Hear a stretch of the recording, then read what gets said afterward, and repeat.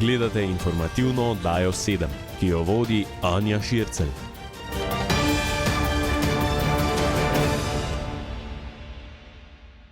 Spoštovane gledalke, cenjeni gledalci, pozdravljeni v informativni oddaji 7. V torek se je kot družbeno naravnano zopet pokazalo podjetje Skiti. Po akciji v marcu s pripomočki za odpiranje vrat so tokrat s finančno podporo prišli naproti tistim, ki jih v najbolj kritičnih življenjskih trenutkih najbolj potrebujemo, zdravstvenim reševalcem. Vodstvo podjetja se je odločilo donirati za njihova oblačila. O tem je direktorica Zdravstvenega doma Zagorje Saša Bajda povedala. Podjetje Skiti je našim reševalcem doniralo 9 jaken, ki jih potrebujejo pri vsakodnevnih opravilih. Približna vrednost teh jaken je skoraj 2000 evrov. Zaradi posebnih materialov in tudi vseh našitkov in napisov, ki pač sodijo na to jakno. Če vas poprašam za nazaj, kakšno obdobje je za vami, obdobje razglašene epidemije? Moram reči, da je za nami res eno stresno, a hkrati tudi naporno in prijetno obdobje. Dokazali smo, da skupaj zmoremo. Moram se v tej priliki zahvaliti tudi občini Zagorje ob Savi, predvsem županu Matjažu Švaganu, civilni zaščiti, vsem gasilcem, ker skupaj smo dokazali, da zmoremo in znamo premagati tudi virus, ki nas je napadel.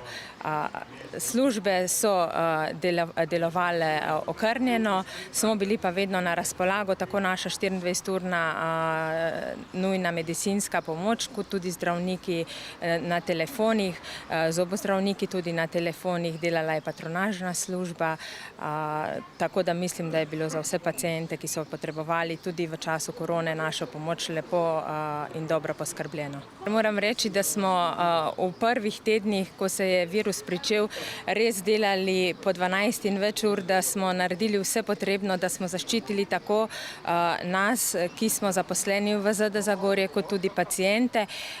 Bojimo se pa seveda za vse, ki bi jih virus lahko prizadel. Upamo, da jim bomo lahko pomagali, oziroma upamo, da do tega drugega vala sploh ne bo prišlo.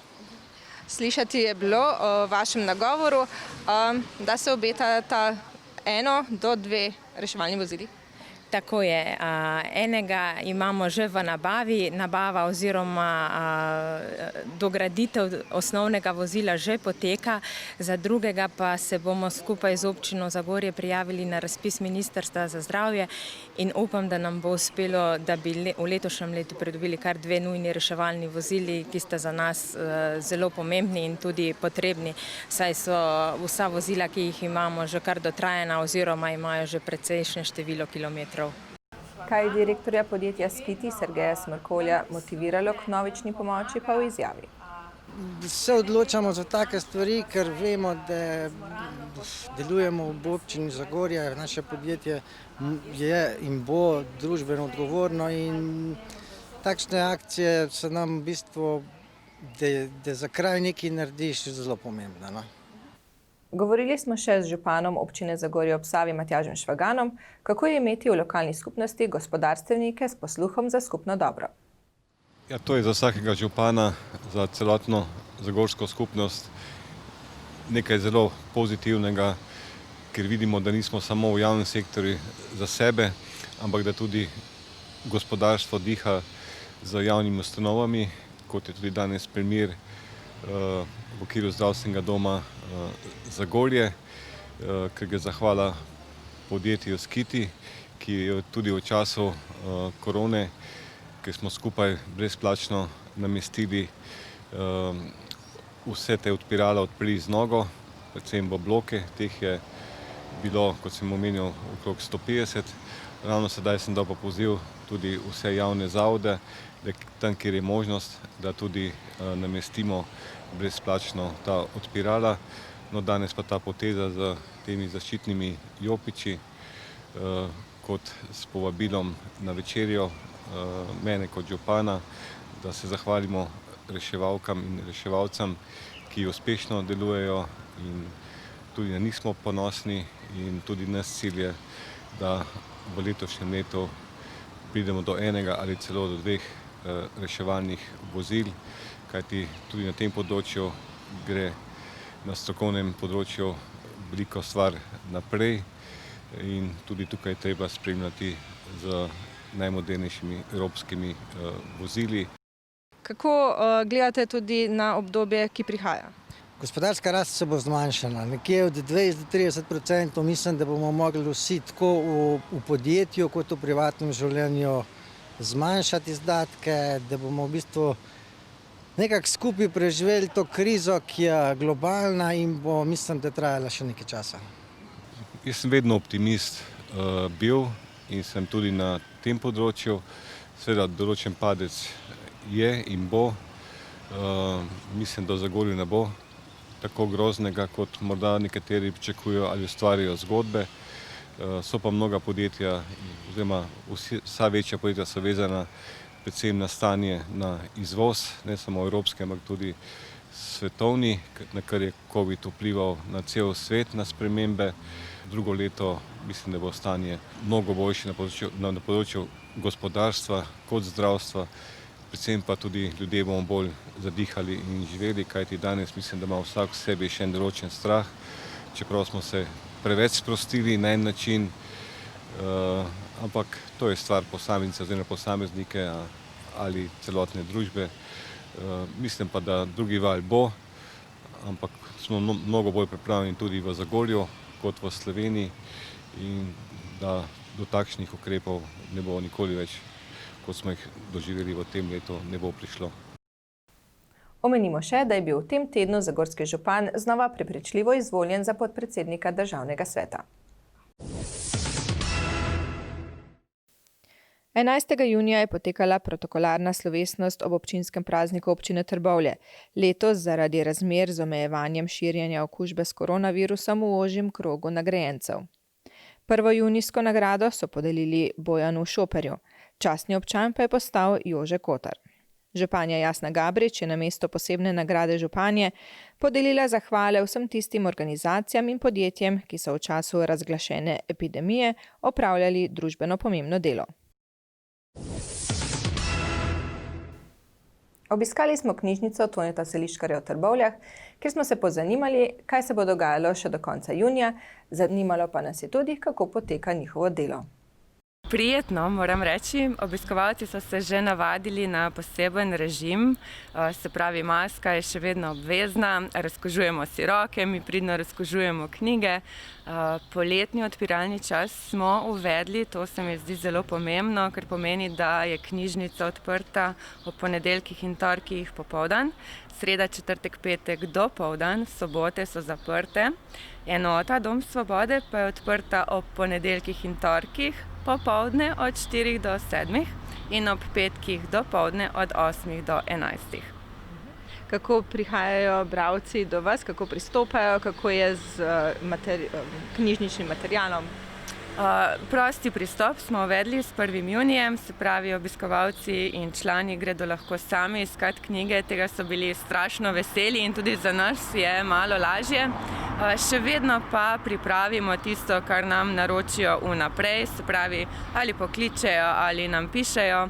Pridno uporabljajo tudi storitev Moja knjižnica, aplikacijo mCobiz, tako da kakšnih težav ni. Razen tule se vidi, še vedno potekajo gradbena dela, postavljamo dvigalo in zaradi tega je do konca meseca naš mladinski oddelek zaprt. Mladinsko gradivo pa si naši člani še vedno lahko izposodijo v enoti Dom Svobode. Višje sodišče v Ljubljani je 10. junija v zvezi s prodajo Medijskih toplic, na katero je občina Zagorje ob Savi vložila pritožbo, sklenilo, da se pritožbi ugodi.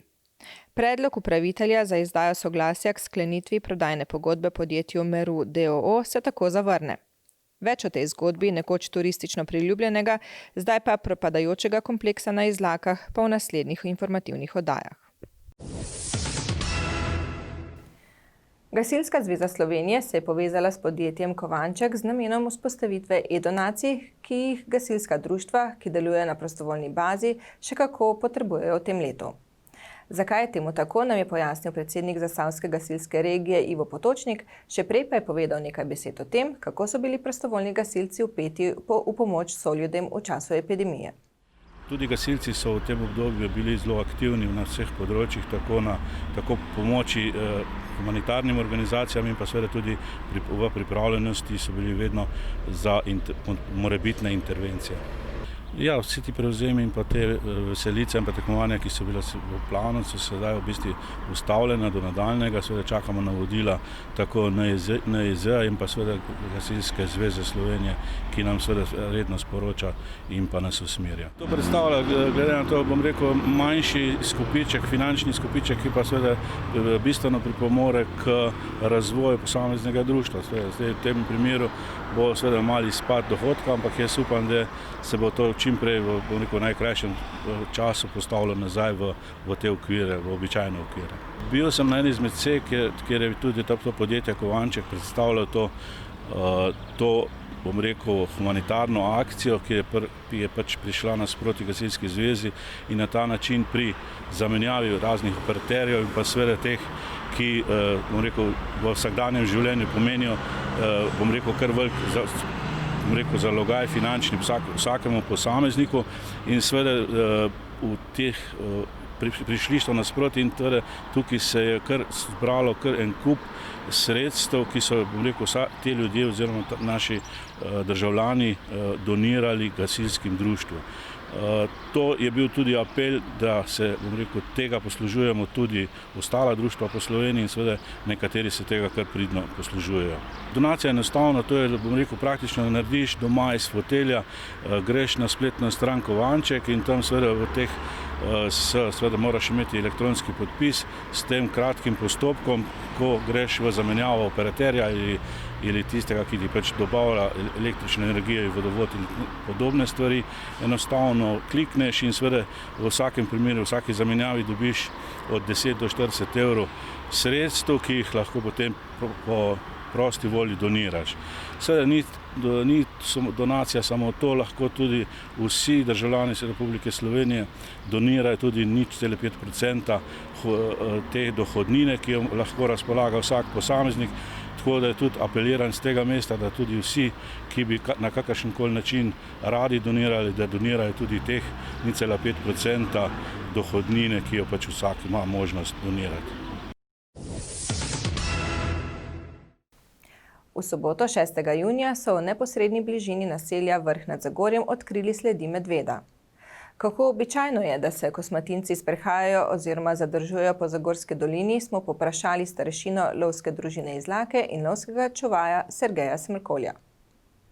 Šlo je res za sledi medveda, kot smo ugotovili iz petka na soboto po noč.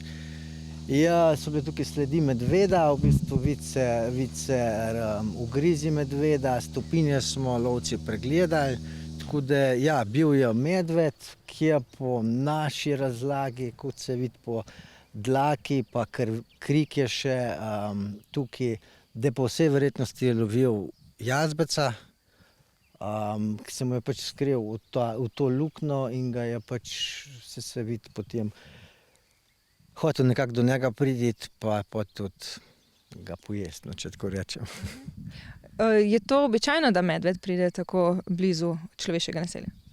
Ne, običajno ni. Mi v lovski družini Izlake sledimo medveda na tem območju prehodno 6-7 let. So stopinje bile, zdaj v zadnje pol leta imamo tudi posnetke medveda. Medved se pojavlja, predvidevamo, da so 3 medvedi, ampak tako blizu vasi, ki je pa tukaj bilo, pa medved še ni prišel. Kje pravzaprav so se pojavili, od kje posnetki? Medved se je pojavil v okolici smučišča Marela, to je v bistvu tukaj blizu. Pojavil se je tam okrog Gambrka, ampak to so pač, smo najdli sledi, ne pa posnetkov. No, zdaj smo pa že v bistvu, so pa posnetki, ko pride na krmišče, tako da je prisotnost medvedov kar čedalje večja. Kako naj se ljudje ravnajo, če najdejo sledi ali pa opazijo medveda? Naj sporočijo to na številko 112, ker vsa te zabeleženja pa to zbiramo tako lovci kot na centru, iz katerega nas pokličejo in je v bistvu pomembno, da zbiramo te podatke. Danes opoldne je v Kulturnem centru Delavski dom Zagorje ob Savi potekal vpis v Zlato knjigo za najboljše zagorske osnovnošolce in dijake Srednje šole Zagorje, ki letos zaključujejo osnovno šolanje oziroma programe Srednje šole Zagorje. Letos so v Zlato knjigo vpisali 32 novih imen. Poleg učencev ter dijakov pa so bili na prireditvi tudi njihovi starši, ravnatelji in razredniki. Prireditev je glasbeno popestril Čale Sale, potekal pa je po smernicah Nacionalnega inštituta za javno zdravje.